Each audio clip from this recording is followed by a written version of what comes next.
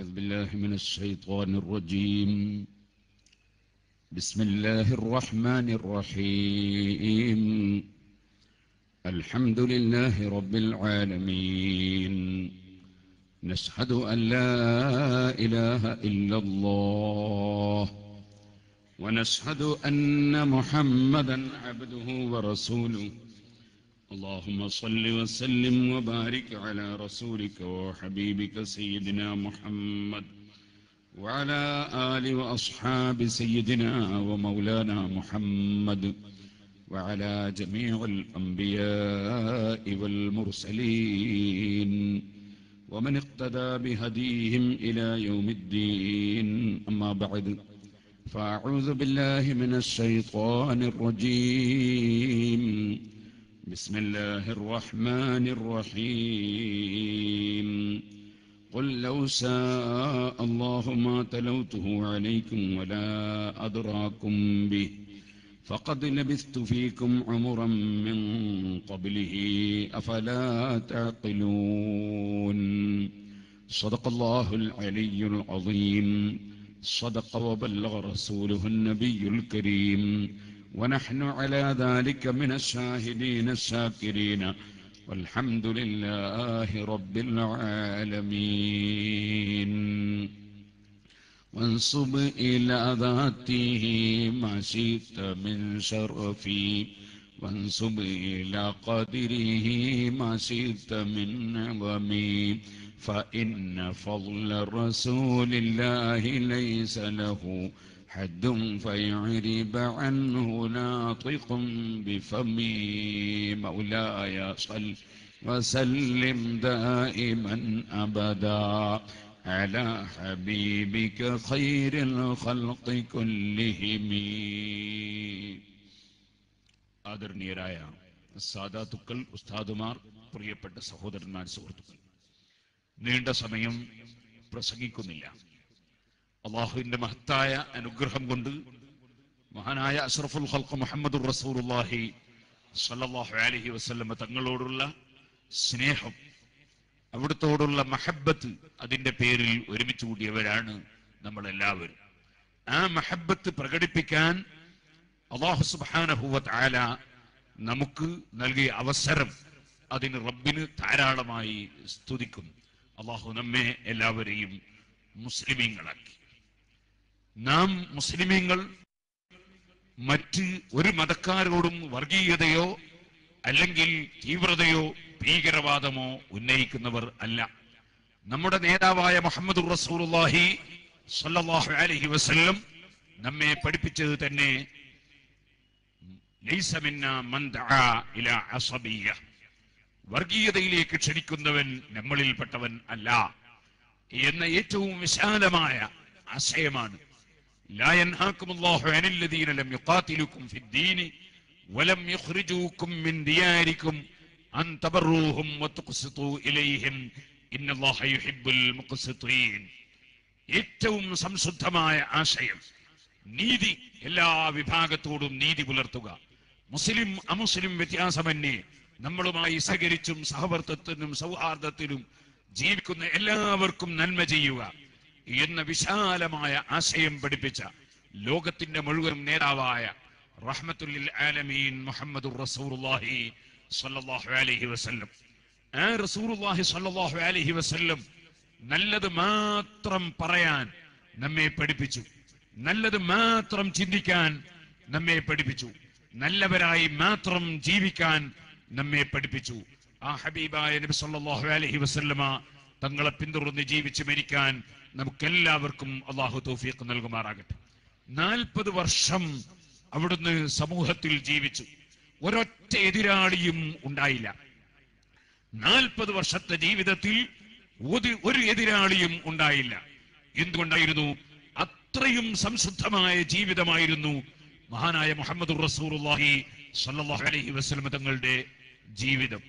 അതുകൊണ്ട് തന്നെ ആ 40 കൊല്ലത്തെ ജീവിതമാണ് വാസ്തവത്തിൽ ഹബീബായ നബി സല്ലല്ലാഹു അലൈഹി വസല്ലം തങ്ങൾ നബിയാണ് റസൂലാണ് എന്നതിന് ബഹുമാനപ്പെട്ട ഖദീജത്തുൽ കുബ്ര റളിയല്ലാഹു അൻഹാ ആദ്യമായി തന്നെ സമാധാനിപ്പിച്ചുകൊണ്ട് പറഞ്ഞ വാക്ക് ആ 40 കൊല്ലത്തെ ജീവിതത്തെ അനുസ്മരിപ്പിച്ചുകൊണ്ടായിരുന്നു. ഉസ്താദ് അവറുകൾ നേരത്തെ ഈ പ്രസംഗത്തിൽ ചൂണ്ടിക്കാണിച്ചത് അതാണ്. പരിശുദ്ധ ഖുർആൻ ഇസ്ലാമിന്റെ വിരോധികളായ, ഇസ്ലാമിന്റെ എതിരാളികളായ, വിമർശകരായ ആളുകളെ നേരിടാൻ വേണ്ടി സൂറത്ത് യൂനുസിൽ നബി സല്ലല്ലാഹു അലൈഹി വസല്ലം തങ്ങളോട് പറയാൻ പറഞ്ഞ വാചകവും അതാണ്. ഖുൽ, പറയൂ നബിയേ, ലൗ ശാ അല്ലാഹു മാ തലൗതുഹു അലൈക്കും വലാ അദ്റാകും ബിഹി.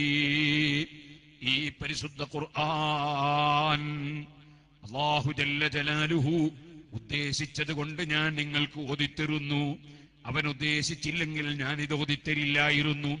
വലാ അദ്റാകും ബിഹി. ഈ പരിശുദ്ധ ഖുർആൻ ഞാൻ മുഖേന അല്ലാഹു നിങ്ങൾക്ക് പഠിപ്പിക്കുകയും ഇല്ലായിരുന്നു. പക്ഷേ റബ്ബിന്റെ തീരുമാനമാണത്. ഫഖദ് ലബിസ്തു ഫീകും ഉമറൻ മിൻ ഖബ്ലിഹി അഫലാ തഖിലൂൻ. നിങ്ങൾക്ക് ബുദ്ധിയില്ലേ, ചിന്തയില്ലേ? ചിന്തിക്കുന്നുവെങ്കിൽ എന്റെ 40 വർഷത്തെ ജീവിതം നിങ്ങൾ കണ്ടവരല്ലേ?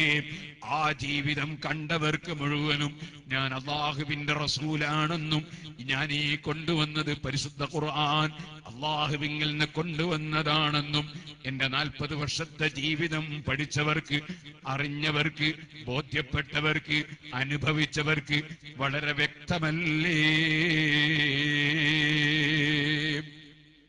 ഞാനിതെന്തുകൊണ്ട് ഓതി? പരിശുദ്ധ ഇസ്ലാം അതിവിടെ ഖിയാമത്ത് നാൾ വരെ അല്ലാഹു നിലനിർത്തും. ആ പരിശുദ്ധ ഇസ്ലാം പക്ഷേ സുന്നത്ത് ജമാഅത്തിന്റെ ആലിമീങ്ങളിൽ നിന്ന് ഗ്രഹിക്കണം, സുന്നത്ത് ജമാഅത്തിന്റെ പണ്ഡിതന്മാരിൽ നിന്ന് മനസ്സിലാക്കണം. ഇല്ലെങ്കിൽ പരിശുദ്ധ ദീനിനെ ഇവിടെ പലരും അപകടപ്പെടുത്തും. അതിന് ചെറിയ ഒരു ഉദാഹരണമാണ് നിങ്ങൾ പലപ്പോഴും കേട്ടുകാണും സുഹൃത്തുക്കളെ. ഒരു വ്യക്തി ക്രിസ്ത്യാനി സുഹൃത്തുക്കളോട്, ക്രിസ്ത്യാനി സഹോദരന്മാരോട്, മറ്റ് മതത്തിലുള്ളവരോട് സംവാദം നടത്താൻ എന്ന പേരിൽ രംഗത്ത് വന്ന് പ്രസംഗിക്കാൻ പോയി. എന്നിട്ട് അദ്ദേഹം അവരോട് പറഞ്ഞു, 40 വർഷം വരെ മുഹമ്മദ് നബി സല്ലല്ലാഹു അലൈഹി വസല്ലം ഒരു കേവല സാധാരണ അറബി പയ്യനായിരുന്നു എന്ന് പറഞ്ഞു. വാസ്തവത്തിൽ ഇത് പരിശുദ്ധ ഖുർആനിനെതിരാണ്. പരിശുദ്ധ ഖുർആൻ എന്തിനാണ് ഈ ആയത്ത് പറഞ്ഞത്? ഫഖദ് ലബിസ്തു ഫീകും ഉമറൻ മിൻ ഖബ്ലിഹി അഫലാ തഖിലൂൻ. ഞാൻ നിങ്ങളിൽ ഈ ഖുർആൻ ഓതിത്തരുന്നതിന് മുമ്പ് ഞാൻ 40ഓളം വർഷം നിങ്ങളിൽ ജീവിച്ചില്ലയോ? നിങ്ങൾക്ക് ചിന്താശക്തിയില്ലയോ? ആ 40 വർഷത്തെ ജീവിതം തെളിവാണ് ഞാനൊരു സാധാരണ മനുഷ്യനല്ല. ഒരു നബിയാകണമെങ്കിൽ, ഒരു റസൂലാകണമെങ്കിൽ സാധാരണ മനുഷ്യന് റസൂലും നബിയും ആകാൻ കഴിയില്ല. എന്തുകൊണ്ടെന്നാൽ മലക്കിൽ നിന്ന് ശബ്ദം കേൾക്കാൻ, മലക്കിൽ നിന്ന് വിവരം ശേഖരിക്കാൻ, മലക്കിനെ മലക്കായി വന്നാൽ തന്നെ കാണാൻ ഒരു സാധാരണ മനുഷ്യന്റെ പ്രകൃതി കൊണ്ട് സാധ്യമല്ല. ഈ സദസ്സിൽ ആയിരക്കണക്കിന് മലക്കുകൾ ഉണ്ടായിരിക്കാം, സാധാരണ മനുഷ്യരായ നമുക്ക് കാണാൻ കഴിയുന്നില്ല. ആയിരക്കണക്കിന് മലക്കുകൾ സ്വലാത്ത് ചൊല്ലുന്നുണ്ടാകാം, നമുക്കത് കേൾക്കാൻ സാധിക്കുന്നില്ല. നമ്മൾ നിസ്കരിക്കുന്ന സഫുകളിലൊക്കെ മലക്കുകൾ ഉണ്ടെന്ന് ഹദീസിൽ വന്നിട്ടുണ്ട്, അമീൻ ചൊല്ലുന്നുണ്ടെന്ന് ഹദീസിൽ വന്നിട്ടുണ്ട്. പക്ഷേ നമ്മളത് കേൾക്കുന്നില്ല. സാധാരണ മനുഷ്യർക്ക് മലക്കിനെ കാണാൻ പ്രയാസമാണ്, കാണാൻ കഴിയില്ല. മലക്കിന്റെ രൂപത്തിൽ വന്നാൽ പ്രത്യേകിച്ചും കാണാൻ കഴിയില്ല. മനുഷ്യരൂപത്തിൽ വന്നാൽ മലക്കാണെന്ന് മനസ്സിലാവുകയില്ല. മലക്കിന്റെ ശബ്ദം കേൾക്കാൻ കഴിയില്ല. ആകയാൽ അസാധാരണമായ പ്രകൃതി അള്ളാഹു നൽകുന്നവർക്ക് മാത്രമേ റസൂലും നബിയുമായി വരാൻ കഴിയൂ എന്ന കാര്യം ഉറപ്പാണ്. അത് ഇസ്ലാമിന്റെ ബാലപാഠം പഠിച്ചവർക്കറിയാവുന്നൊരു തത്വമാണ്. എന്നാൽ സുഹൃത്തുക്കളെ, 40 വയസ്സ് വരെ അവിടുന്ന് ജീവിച്ചതോ ആ ജീവിതവും ഒരു സാധാരണ മനുഷ്യന്റെ ജീവിതമല്ല.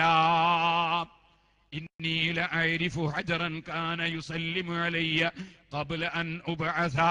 40 വയസ്സായി ഖുർആൻ ഞാൻ നിങ്ങൾക്ക് ഓതിത്തരാൻ തുടങ്ങുന്നതിന് മുമ്പ് തന്നെ ഞാൻ പോകുമ്പോൾ എന്നെ കണ്ടാൽ അസ്സലാത്തു വസ്സലാമു അലൈക യാ സയ്യിദി, എന്നെ വിളിച്ച് സലാം പറയുന്ന കല്ലുണ്ട്.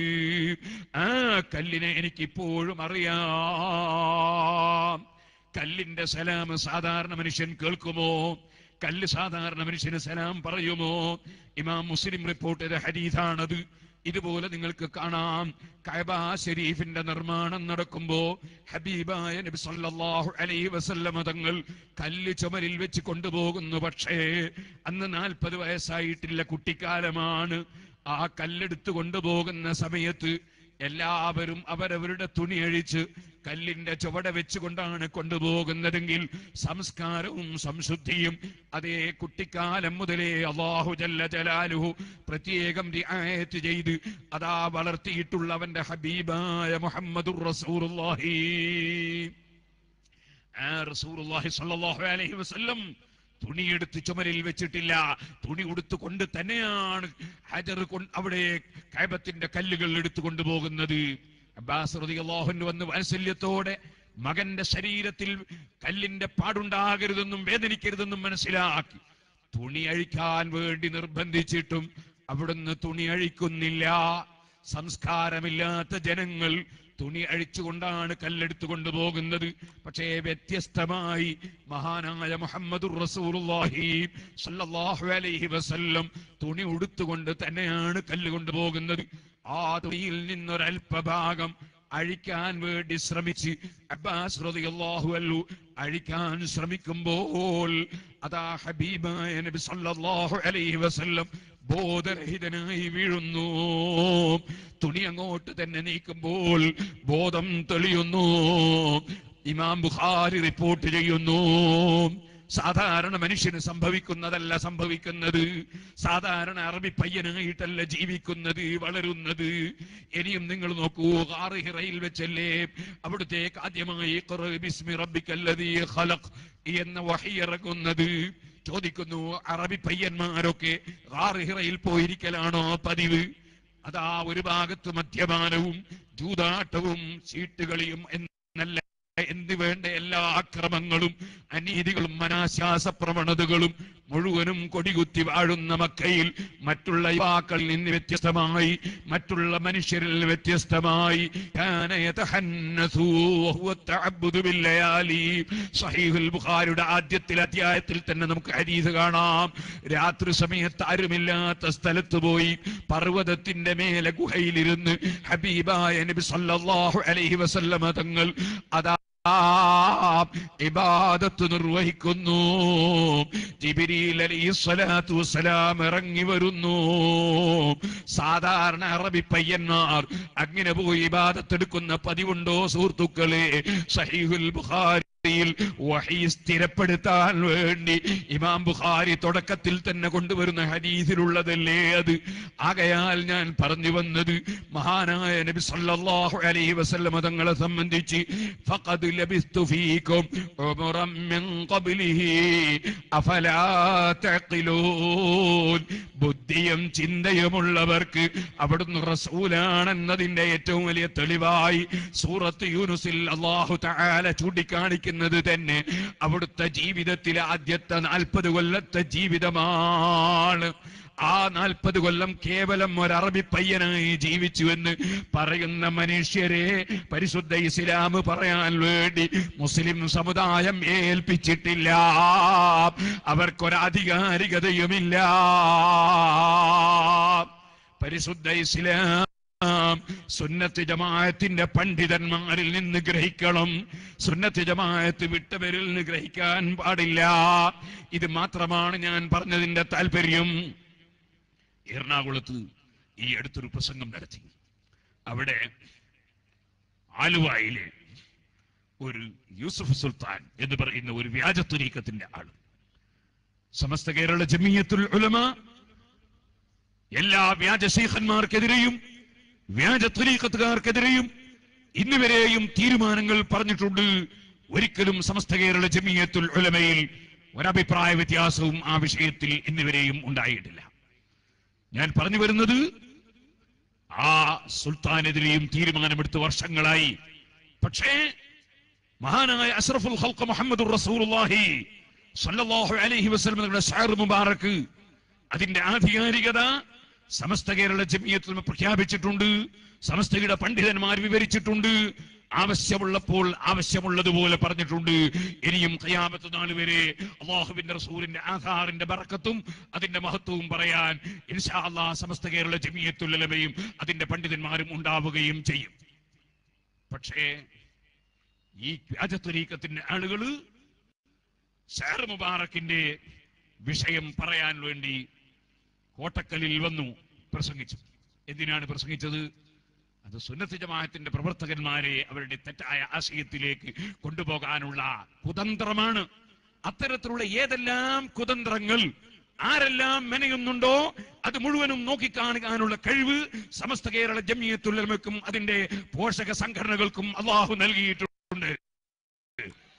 അതുകൊണ്ട് തന്നെ ചിലപ്പോൾ ചില ആളുകൾ ഷഹർ മുബാറക്കിനെ ബഹുമാനിച്ച് പറയും, ചിലപ്പോൾ താജുൽ ഉലമയെ പൊക്കി പറയും, ചിലപ്പോൾ ഖമറുൽ ഉലമയെ പൊക്കി പറയും, നൂറുൽ ഉലമയെ പൊക്കി പറയും, കൻസുൽ ഉലമയെ പൊക്കി പറയും. അവരുടെ ലക്ഷ്യം വഞ്ചനയായിരിക്കും. ആ വഞ്ചനയിൽ നമ്മുടെ പ്രവർത്തകന്മാരാരും പെട്ടുപോകരുത് എന്നത് ബോധ്യപ്പെടുത്താൻ വേണ്ടി അദ്ദേഹത്തിന്റെ നാട്ടിൽ വെച്ച് ഞാൻ അദ്ദേഹത്തിന്റെ ചില തെറ്റായ ആശയങ്ങളെ സംബന്ധിച്ച് സംസാരിച്ചു. കാരണം എന്തായിരുന്നു? മഹാനായ ഹുജ്ജത്തുൽ ഇസ്ലാം അബൂ ഹാമിദ് അൽ ഗസാലി റളിയല്ലാഹു അൻഹുവിന്റെ ബസീത്ത്, വസീത്ത്, വജീസ് തുടങ്ങിയ കിതാബുകൾ മഹാന്മാരായ ഖുത്ബുകളായ ഇമാം നബവി റളിയല്ലാഹു അൻഹു, ഇമാം റാഫിഈ റളിയല്ലാഹു അൻഹു തുടങ്ങിയവർ ആ കിതാബുകൾ വിശദീകരിച്ച് ഗ്രന്ഥങ്ങൾ എഴുതിയിരിക്കുകയാണ്.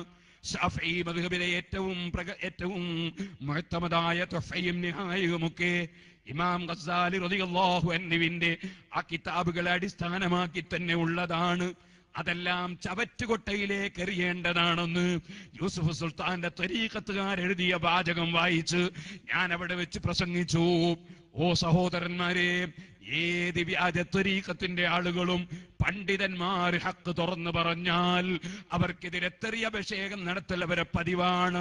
അവരുടെ നിലനിൽപ്പിന് അത് അനിവാര്യമാണ്.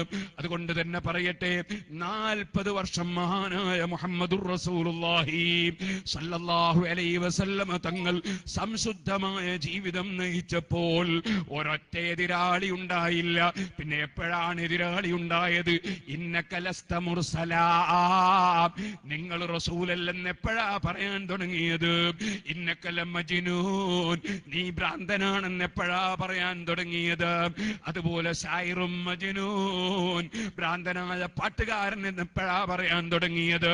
അഷ്റഫുൽ ഖൽഖ് സല്ലല്ലാഹു അലൈഹി വസല്ലം തങ്ങൾ ഉൾക്കൊള്ളുന്ന അതേ സത്യമായ ആശയം, സംശുദ്ധമായ പ്രസ്ഥാനം അതല്ലേ യാസീൻ വൽ ഖുർആനിൽ ഹകീം ഇന്നക ലമിനൽ മുർസലീൻ അലാ സിറാത്തിൻ മുസ്തഖീം.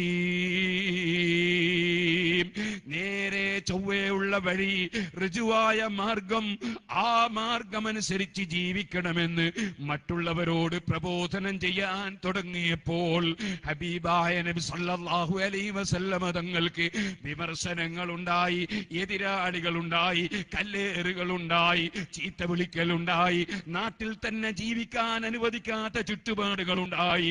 എല്ലാം സത്യത്തിലേക്ക് ജനങ്ങളെ ക്ഷണിച്ചപ്പോഴല്ലേ ആ ഹബീബായ നബി സല്ലല്ലാഹു അലൈഹി വസല്ലമ തങ്ങളുടെ അനന്തരക്കാരായ ആലിമീങ്ങൾ, മഹാനായ ഖമറുൽ ഉലമ അല്ലാഹു ദീർഘായുസ്സും അഫിയത്തും നൽകട്ടെ, താജുൽ ഉലമ അല്ലാഹു ദീർഘായുസ്സും അഫിയത്തും നൽകട്ടെ, അങ്ങനെ നമ്മുടെ ആലിമീങ്ങൾ എത്രയെത്ര വിമർശനങ്ങൾ കേട്ടു, എന്തെല്ലാം തെറിയഭിഷേകങ്ങൾ കേട്ടു.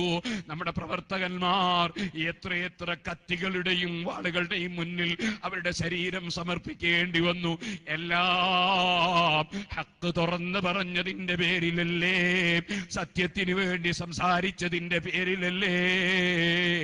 ഹബീബായ നബി സല്ലല്ലാഹു അലൈഹി വസല്ലമ തങ്ങൾക്കും അനുയായികൾക്കും എല്ലാവർക്കും ഇന്ന് വരെ സംഭവിച്ചത്, സത്യം തുറന്നു പറയുമ്പോൾ കാര്യലാഭത്തിന് വേണ്ടി പ്രവർത്തിക്കുന്നവർ, സ്ഥാനമാനത്തിന് വേണ്ടി പ്രവർത്തിക്കുന്നവർ, അതുപോലെ ചൂഷണത്തിന് വേണ്ടി ജീവിക്കുന്നവർ, അത്തരം കക്ഷികളുടെ വിമർശനങ്ങൾ ഉണ്ടാകും.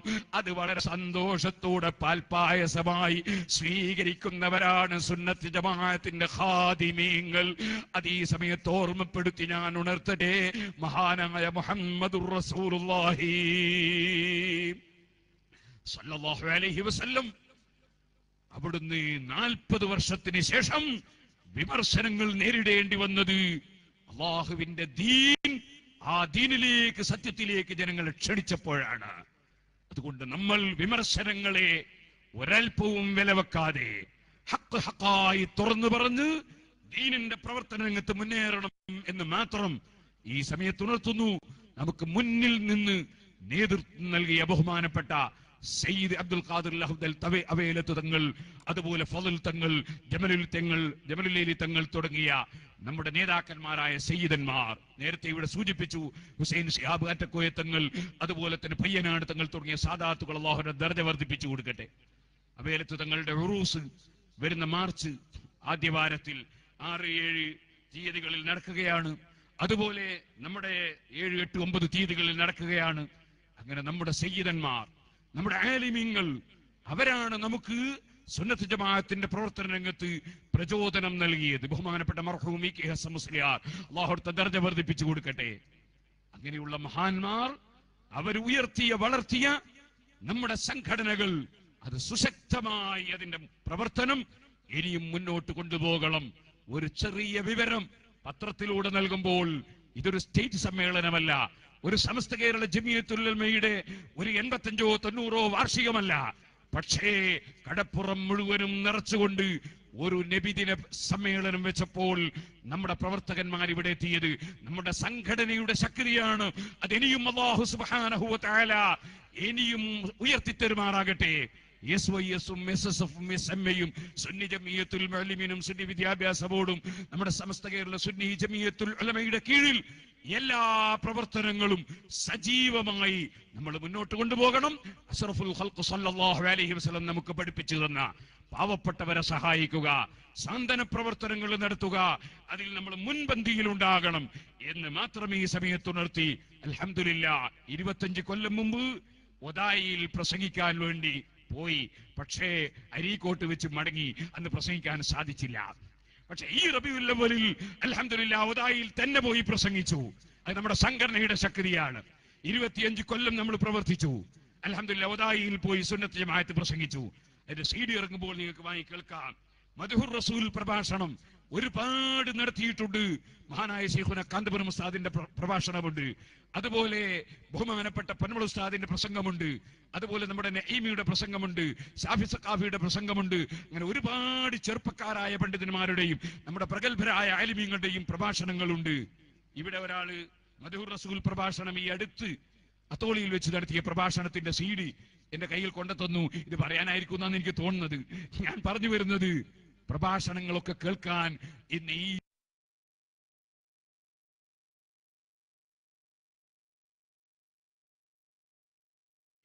ഒരു വിഷമം വേണ്ട. പക്ഷേ ഞാൻ ഇന്ന് എന്റെ സ്നേഹിതൻ ഇബ്രാഹിം സഖാഫിയോട് പറഞ്ഞു, അതിനെതിരെ ഒരു മറുപടിയായി ഒരു പ്രസംഗം, അതേ ഒരു എഴുത്ത് അതേ പത്രത്തിൽ കൊടുക്കണം.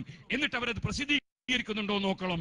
പ്രസിദ്ധീകരിക്കുന്നില്ലെങ്കിൽ പത്രത്തിന്റെ പേര് നമുക്ക് പറയാം.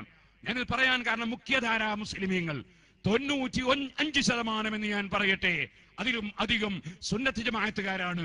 അഷ്റഫുൽ ഖൽഖ് സല്ലല്ലാഹു അലൈഹി വസല്ലമ തങ്ങളുടെ ജന്മത്തിൽ സന്തോഷം പ്രകടിപ്പിക്കുന്നവരാണ്. അതേസമയത്ത് അല്ലാഹുവിന്റെ റസൂലിന്റെ ജന്മദിനാഘോഷം കേരളത്തിലല്ലാതെ മറ്റൊരു സ്ഥലത്തും ഇല്ലെന്നും, അതുപോലെ അറേബ്യൻ ഗൾഫുകളിലൊന്നും ഒരു ഒഴിവ് ദിവസം പോലും കൊടുക്കുന്നില്ലെന്നും ശുദ്ധമായ കളവ് ഇവിടെയുള്ള ഒരു പ്രഗത്ഭരായ ഒരു സംഘടനയുടെ പത്രത്തിൽ ലേഖനം എഴുതിയതായി ശ്രദ്ധയിൽപ്പെട്ടു. ഒരു കാര്യം പറയട്ടെ, ഏത് പത്രത്തിലാണെങ്കിലും ശരി, സുന്നത്ത് ജമാഅത്തിനെതിരായി ശബ്ദിച്ചാൽ സുന്നത്ത് ജമാഅത്തിന്റെ ചുണക്കുട്ടികൾ അതിന് പ്രതികരിക്കും.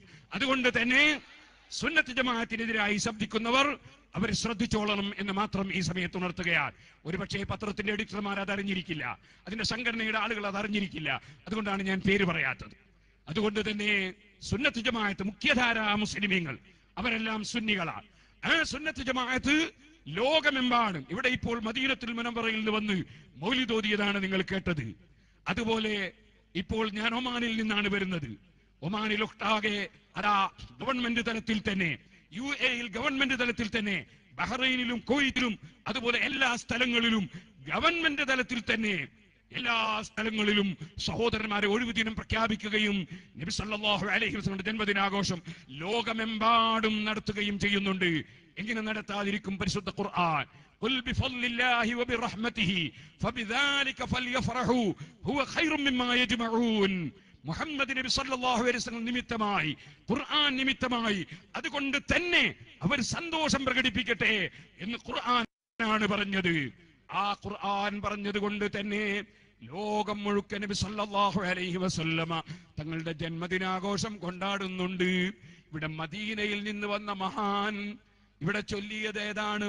തലഅൽ ബദ്റു അലൈനാ من ثنيات الوداع وجب الشكر علينا ما دعا لله داع.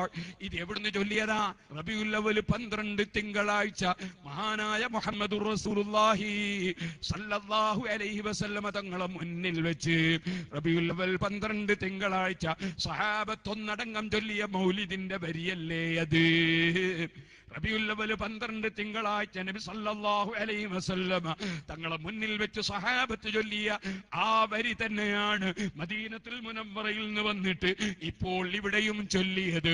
പിന്നെ റസൂലുള്ളാഹി സല്ലല്ലാഹു അലൈഹി വസല്ലമ തങ്ങളുടെ റസൂലുള്ളാഹിന്റെ ജന്മദിനത്തിൽ മൗലിദ് ഓതുന്നത് 300ന്റെ ശേഷമല്ല, 100ന്റെ ശേഷവുമല്ല, നബി തങ്ങളുടെ ഹദ്റത്തിൽ വെച്ച് ചെയ്ത കാര്യമല്ലേ അത്? അത് വിമർശിക്കാൻ ഒരു മുസ്ലിമിന് കഴിയുമോ? പരിശുദ്ധ ഖുർആനല്ലേ പറഞ്ഞത്? ഫൽയഫ്റഹൂ, അവര് സന്തോഷം പ്രകടിപ്പിക്കട്ടെ.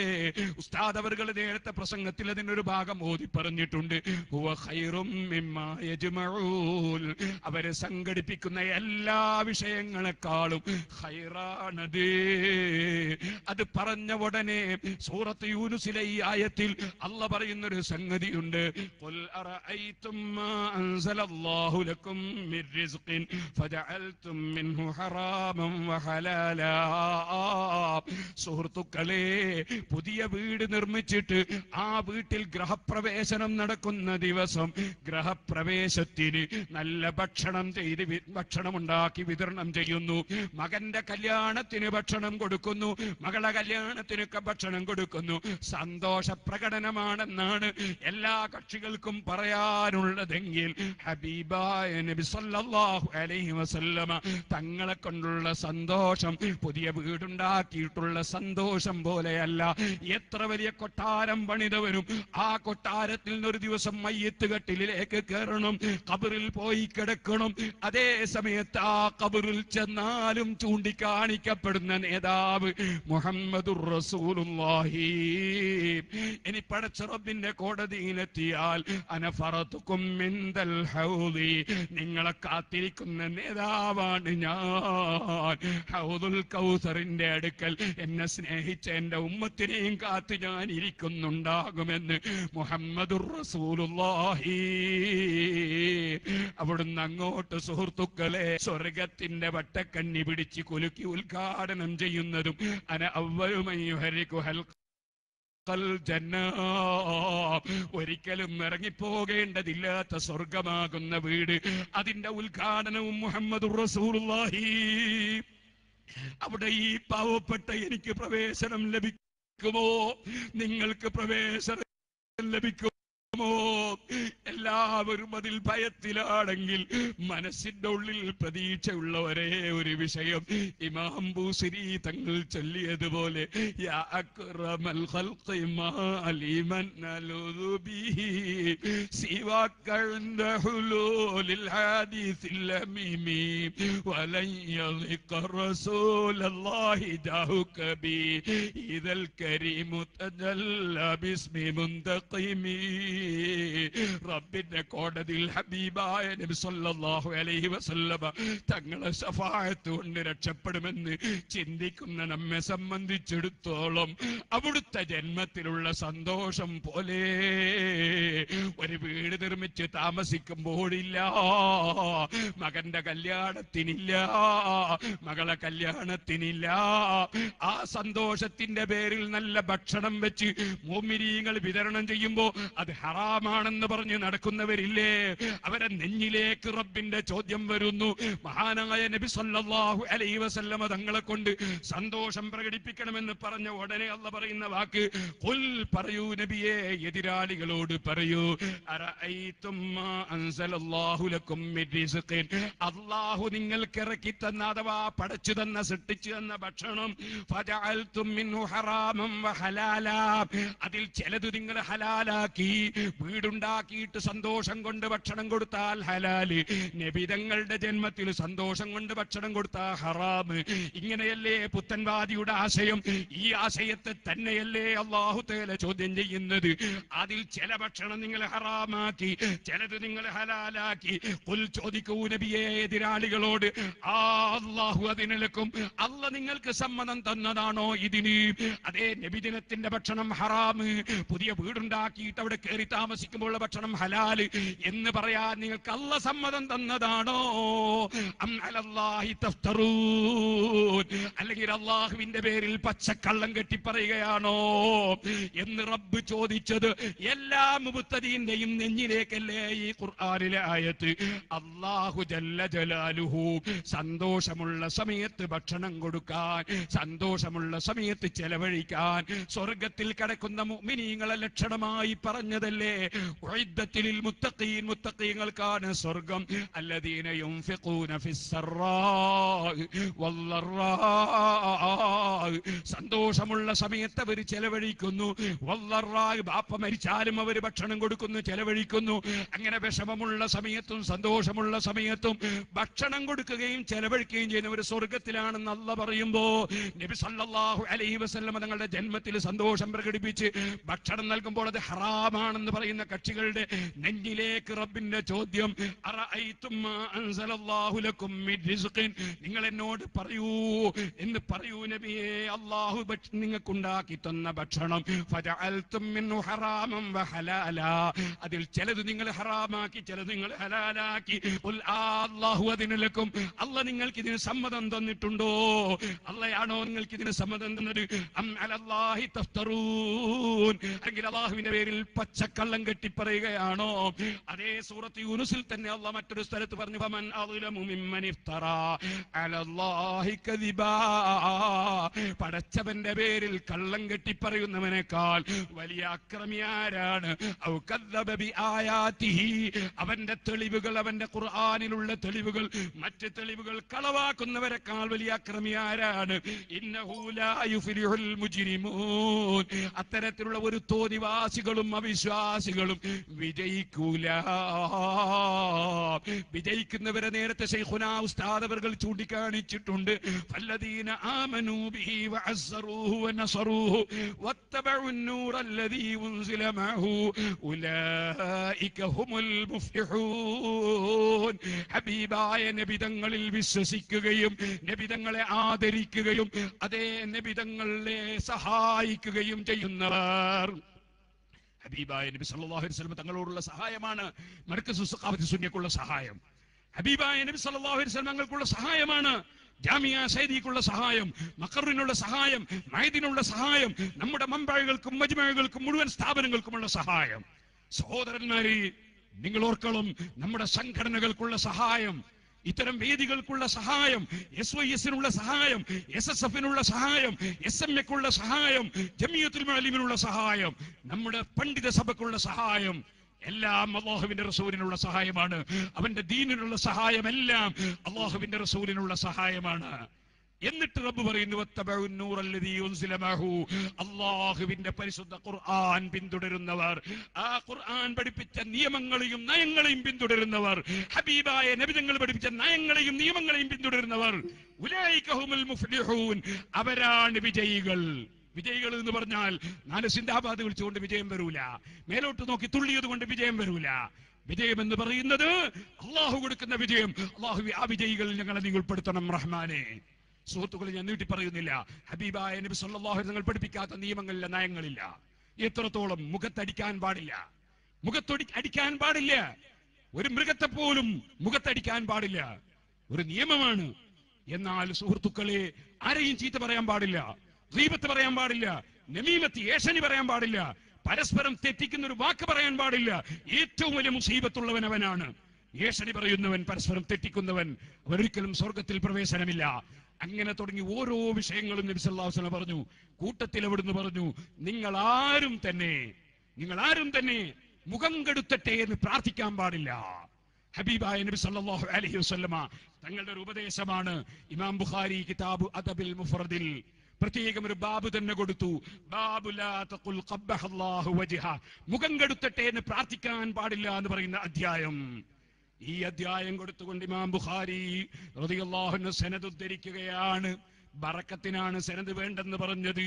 അതേ സമയത്ത് അതാ ഇന്നമദ്ദീനു ബിൽ ഇസ്നാദ്, ഉസ്താദ് അവർ എപ്പോഴും പറയും, ദീനുൽ ഇസ്ലാമിന്റെ നിയമങ്ങൾ സനദ് കൊണ്ടാണ് മുജ്തഹിദുകൾക്ക് സ്ഥിരപ്പെടുന്നത്, സനദുള്ള ഹദീസ് കൊണ്ടാണ് സ്ഥിരപ്പെടുന്നത്.